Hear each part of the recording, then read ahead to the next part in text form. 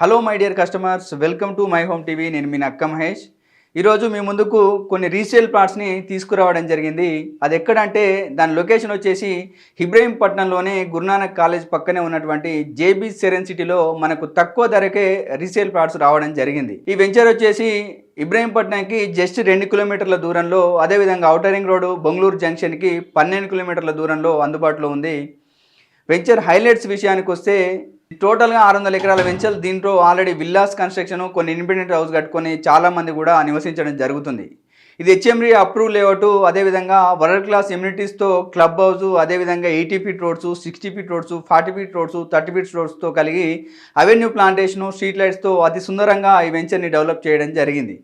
ఇబ్రహీంపట్నంలో minimum rates కనుక మనం గమనిస్తే టౌన్లో 25,000 నుంచి 50,000 వరకు ఉన్నాయి. కానీ మనకు 200 గజాల ప్లాట్లు, రీసేల్ ప్లాట్స్ వచ్చేసి 16,000కే వాళ్ళు చెప్పడం జరుగుతుంది. సో దీన్ని మాట్లాడుకుంటే స్లైట్లీ నెగోషియబుల్ కావచ్చు. కాబట్టి అద్భుతమైన డెవలప్మెంట్స్తో ప్రశాంతమైన వాతావరణంలో ఈ వెంచర్ డెవలప్ చేసి ఉంది. కాబట్టి ఇన్వెస్ట్ చేసే వాళ్ళకి ఇది ఒక సువర్ణ అవకాశంగా చెప్పవచ్చు.